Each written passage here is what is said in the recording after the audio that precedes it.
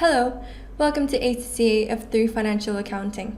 Today we will be learning about company accounting. Now, company accounting begins with the fact that we will be preparing our accounts in accordance with how public companies do. Public limited companies have to follow many accounting regulations and policies and laws. And therefore, when they prepare their accounts, they're going to have to be prepared in accordance with those accounting frameworks. An example could be following the IFRS prescribed formats.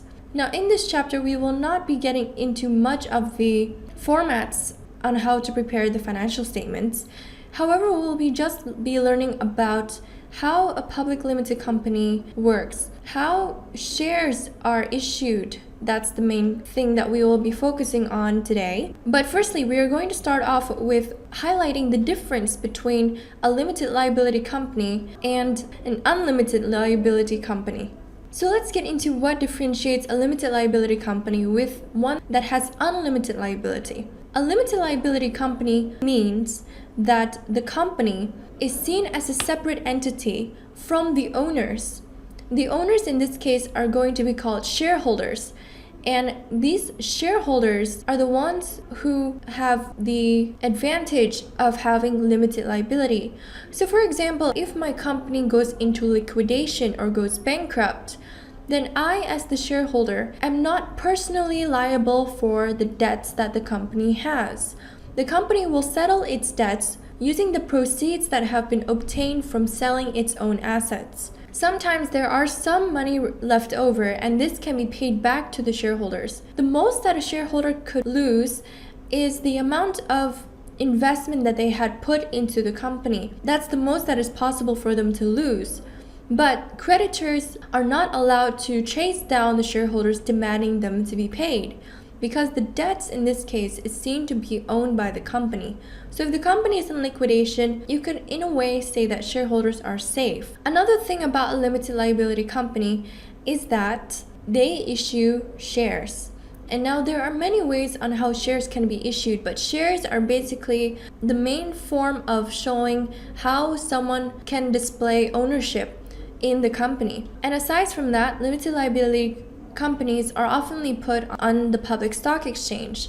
These companies are normally very huge ones, and they have to abide many kinds of laws and regulations. Now, in comparison with an unlimited liability company you can think of as a sole trader or a partnership, assuming that the partnership is an unlimited liability partnership. This is where the owner has to be personally liable for the debts the company incurs. So, for instance, if my company is not protected by limited liability status, if my company has too many debts and is failing to earn enough cash to pay off the debts, then I, as the owner, will have to sacrifice my own personal items such as my house or my car. I may have to use that as collateral or sell it off so that I can gain proceeds that will then be used to pay off the debts of the company. So in an unlimited liability status, the company is seen as one with the owner. Now the next step is to begin discussing on the kinds of share capital terms that we can face in ACCA questions. Here are 4 types of share capital terms that we can encounter.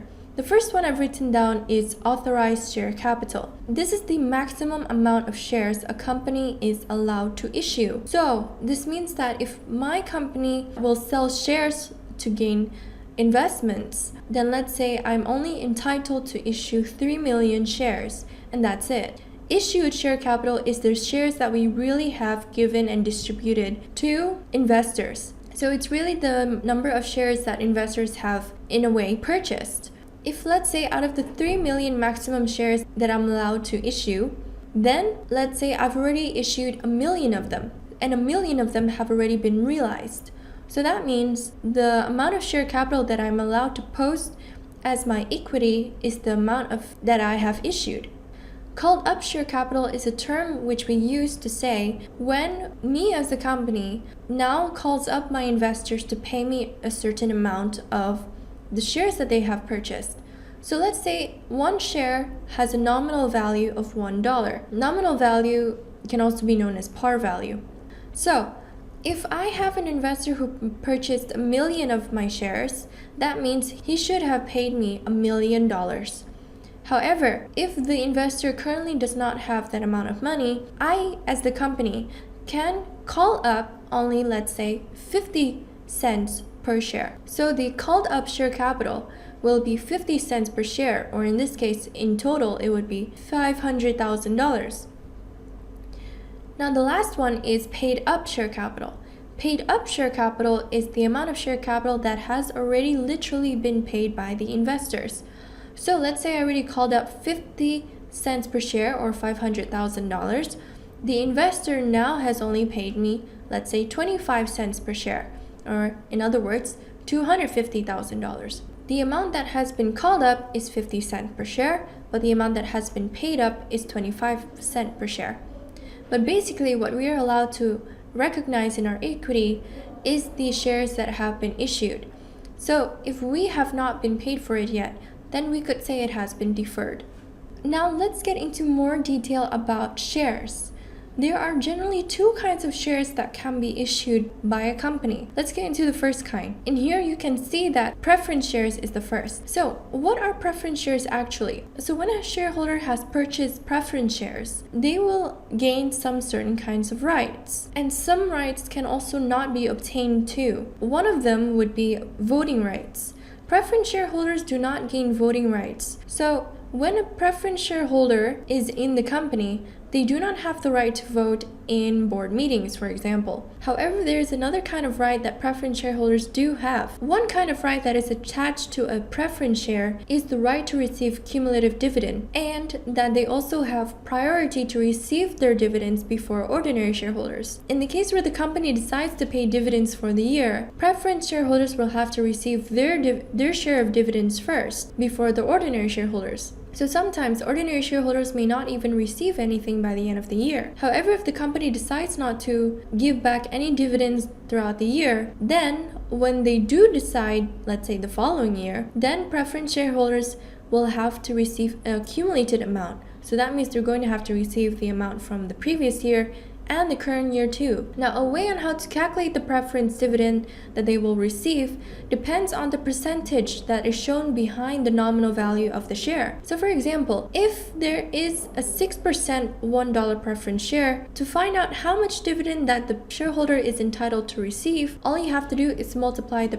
percentage with the nominal value, and then you will know that they should receive 6 cents of dividend for every share that they invest in. Now there are two kinds of preference shares. One of them is redeemable, the other is irredeemable. Redeemable alone means that the shareholders are able to redeem their shares or sell back whatever they have invested. So let's say a redeemable preference share has a duration of 5 years before it can be redeemed by the shareholder. So let's say the 5 years are now up and the shareholder is now asking to get their investment back. So the company does return their investment. So even though in form it's written as a preference share, substantially it is actually seen as a loan. So a redeemable preference share should not be included as equity of the company, because substantially it is like a loan. It's like the company is borrowing money from the shareholder, and they're going to return it back along with the interest, which in this case is dividend,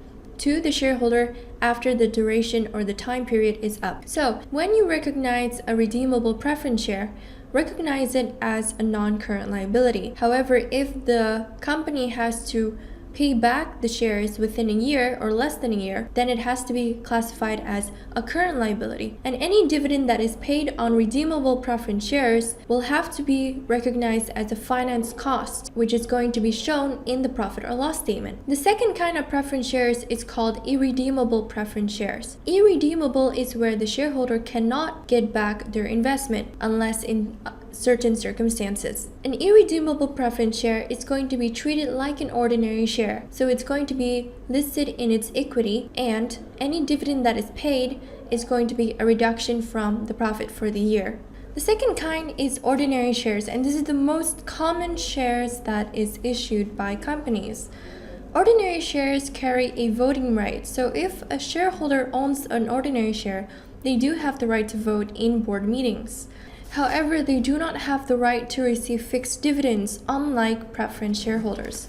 And therefore, because they also do not have a priority right, they may only receive their dividend after the preference shareholders do, and sometimes they may not even receive dividends at all. And also, if the company happens to be going through a liquidation, ordinary shareholders are the last to receive their investment back. Sometimes the company may not have any money left over to even pay back these ordinary shareholders. Because they do hold voting rights, these shareholders are the ones that are seen as the owners of the company.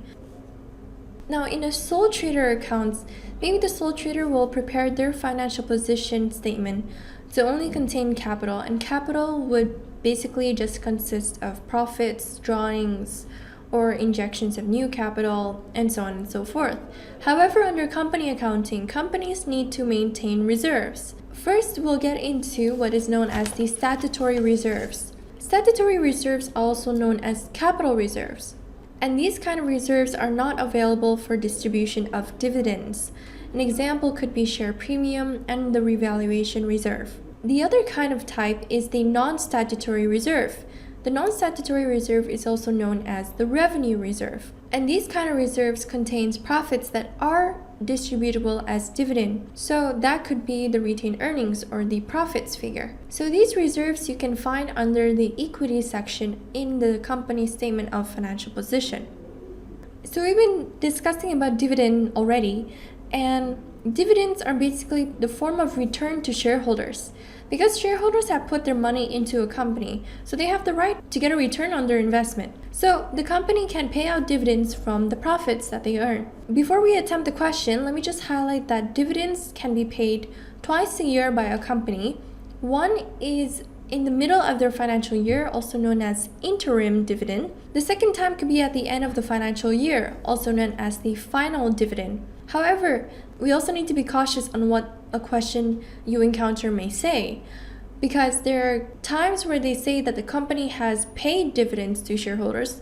There are other times where the company has only proposed dividends to shareholders. So if you encounter a scenario when they say they have paid dividends, then you have to recognize that in your statement of changes in equity and other accounts. However, if the company has only proposed, that means that they have not yet paid for them. And so the adjustment for proposed dividends is to disclose them to the notes of accounts. Now let's try the question. A company has authorized share capital of 1,050,000 ordinary shares and an issued share capital of 800,000 50-cent ordinary shares. If an ordinary dividend of 5% is declared, what is the amount payable to shareholders? Okay, so in this question, they give you two kinds of share capital. First is authorized, second is issued. Now, in the previous notes, we have learned that we should only recognize issued share capital because authorized only means the maximum amount a company is allowed to issue. So in this case, the company is kind of nearing their maximum limit. They have already issued 800,000 out of the million shares. The real share capital that they have is the 800,000 50-cent ordinary shares. Now remember, 50 cents represents the nominal value of each share.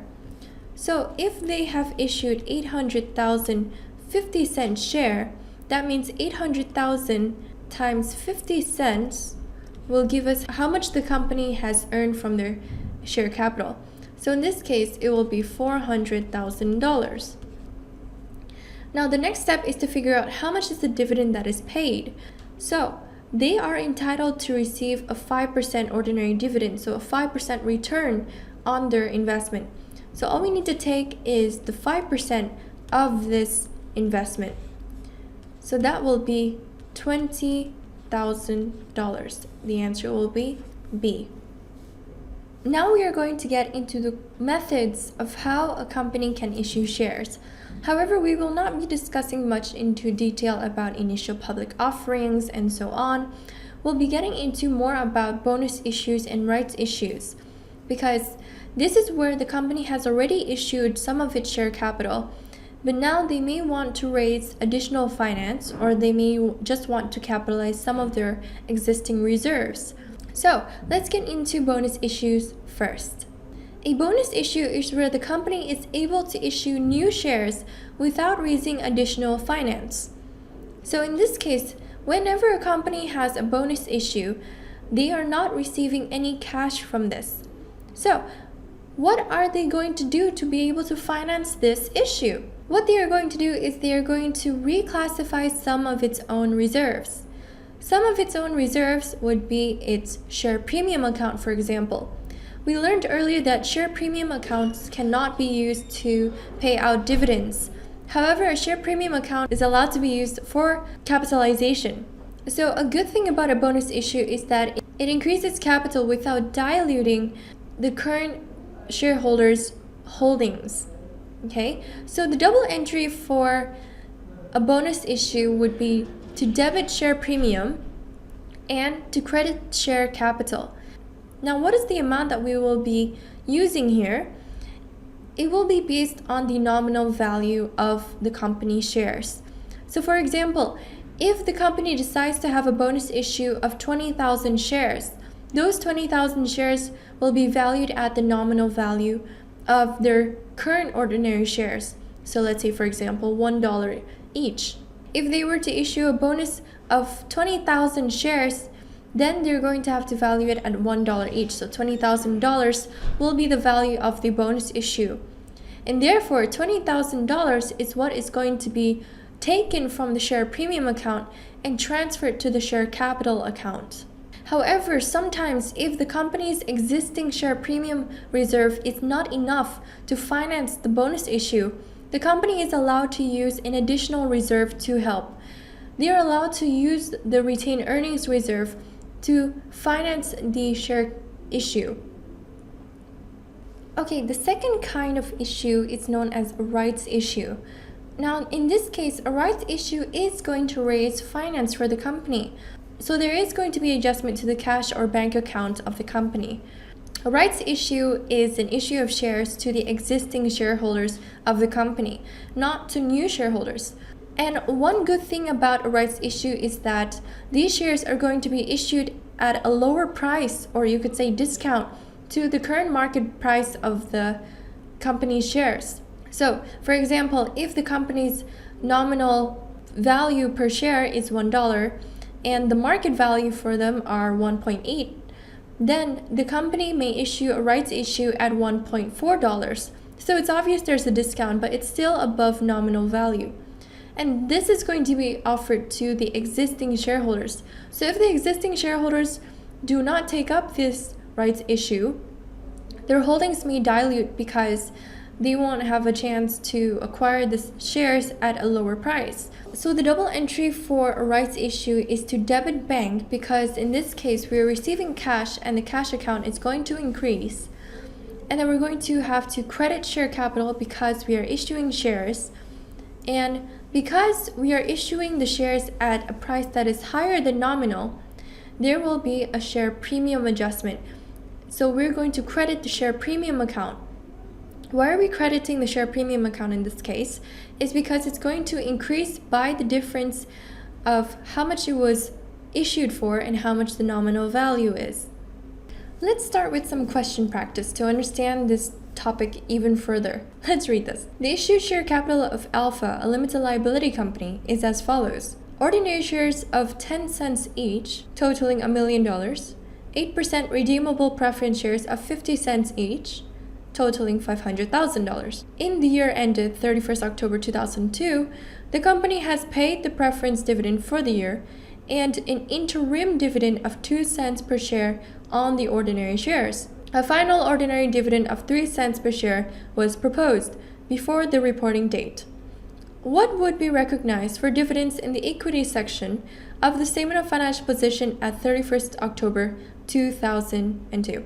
Okay, let's get this straight first. Do you see that ordinary shares of 10 cents each, $1 million, is showing us that the nominal value of our ordinary shares is 10 cents, while the nominal value of our redeemable preference shares is 50 cents. So from this information alone, we can actually figure out how many shares the company has issued. So why don't we find that first? So for ordinary shares, they have issued $1 million divided by 10 cents. So in this case, it's going to be 10 million shares. Now let's see how many redeemable preference shares they have. $500,000 divided by 50 cents each. This is equal to 1 million shares. Okay, we've established how many shares they have. Now let's continue with the calculation. In the year ended, the company has paid the preference dividend for the year and an interim dividend. So we have paid two kinds of dividends here, the preference and the interim dividend. And the question is asking what is recognized for dividends. So firstly, should we recognize the preference dividend? The answer is no, because we have redeemable preference shares. Redeemable preference shares and any dividend that is paid on that should be treated as a finance cost. Or in other words, it should be treated as interest. So it's not going to appear on the equity section. However, should we recognize the interim dividend? The answer is yes. And it tells us that it's 2 cents per share on the ordinary shares. So we found that we have 10 million ordinary shares. So we'll just put 10 million times 2 cents each. So this will be $200,000. A final ordinary dividend of 3 cents per share was proposed. Now remember, when they say proposed, that means it should be disclosed to the notes. Because right now, we are preparing a statement of financial position at 31st October, and it was proposed before that date.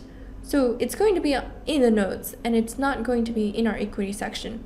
So at the end, we're only going to recognize the interim dividend, and therefore our answer is D. Let's try this question. At 31st December 2001, the capital structure of a company was as follows. Ordinary share capital is 100,000 shares of 50 cents each, so they total $50,000, and there's a share premium account of $180,000. During 2002, the company made a bonus issue of 1 share for every 2 held, using the share premium account for the purpose, and later issued for cash another 60,000 shares at 80 cents per share. What is the company's capital structure at 31st December 2002? Now, when countering these kind of questions, it's very important to go in order because one issue may have an impact on the next issue. Now, how do we do the bonus issue? It says that we're going to issue 1 share for every 2 currently held. So currently we have 100,000 shares. 100,000 shares divided by 2 multiplied by 1. So for every 2 shares inside this 100,000, we're going to make 1 new share. So basically we're going to issue 50,000 shares, and we're going to use the share premium account for this purpose. So this is going to be 50,000 shares, and the value of it will be at the nominal value. So they're going to have a value of 0.50 each. So this will have a worth of $25,000. And because we are going to use the share premium account for financing this $25,000, that means we are going to debit the share premium account, and then we are going to credit the share capital account by $25,000 each. The next adjustment says there's going to be a cash issue for another 60,000 shares at 80 cents per share. We're going to sell it for 80 cents, but our nominal value is only 50 cents. Okay, we sold it at a premium, so there is going to be adjustment to the share premium account. When adjusting for share capital, the share capital will increase by the amount of shares that were issued. So we're going to issue 60,000 shares, and the value is always at nominal value. So this will be at a value of 0.50 cents each. So this is going to increase by $30,000. Share capital will be credited by $30,000.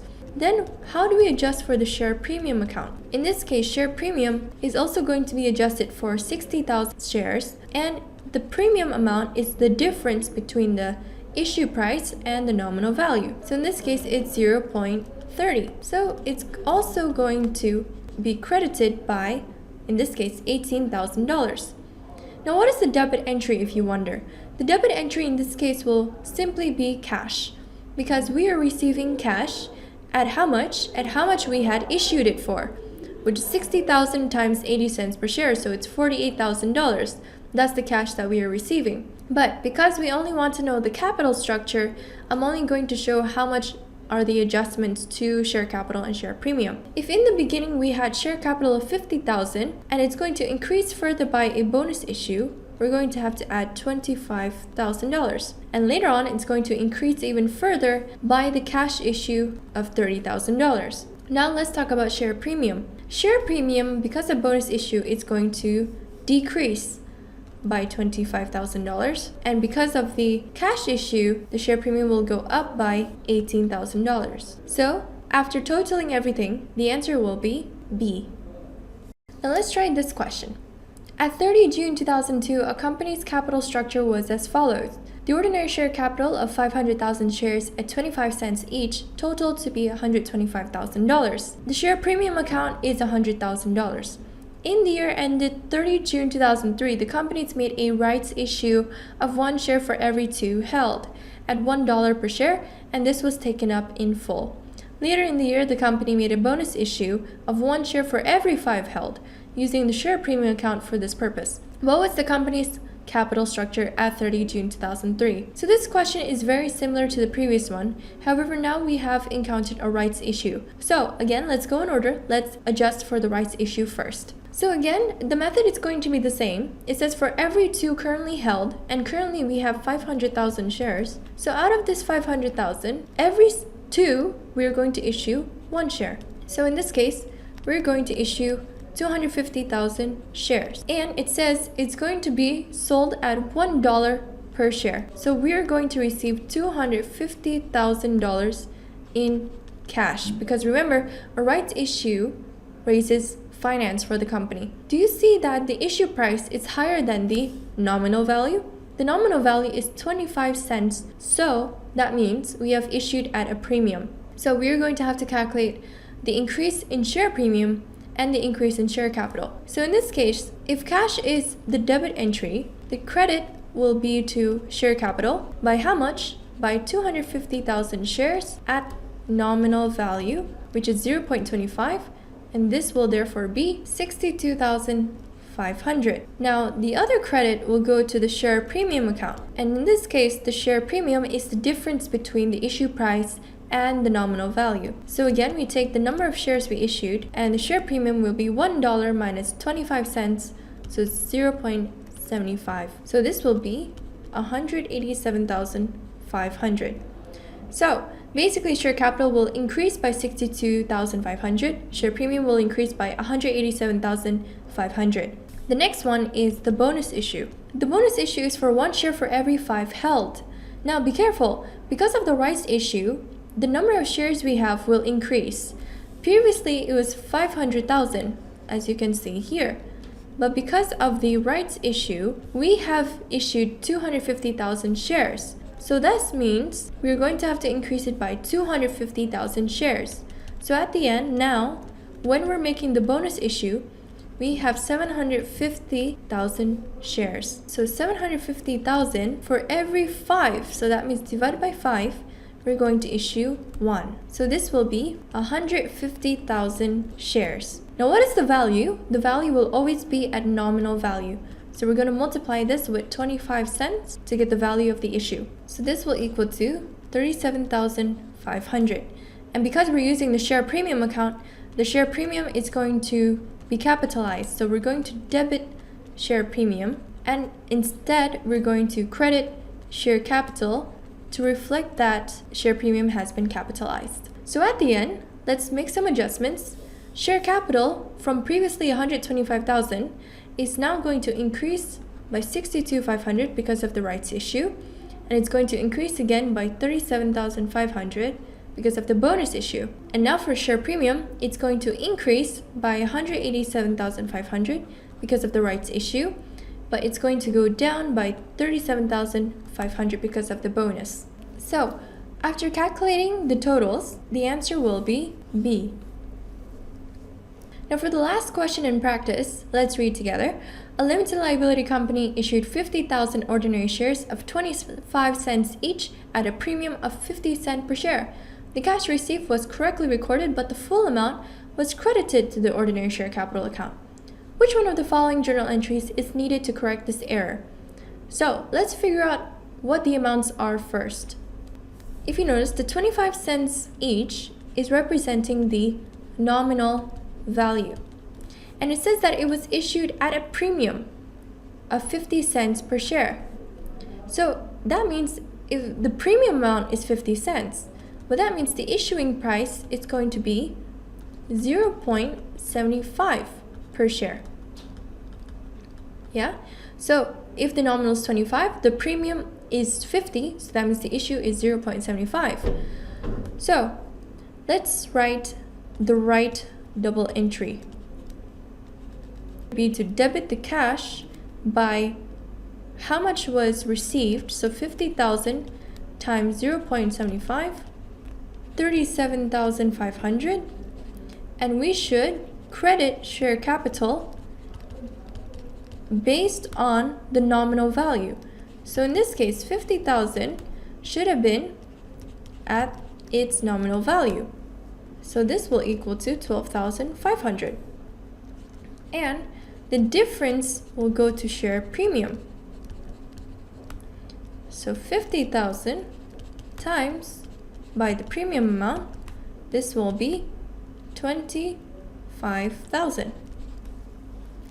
However, the error was they had correctly adjusted for the cash received, so debiting cash of 37,500 was already right, but the credit was completely to the share capital account.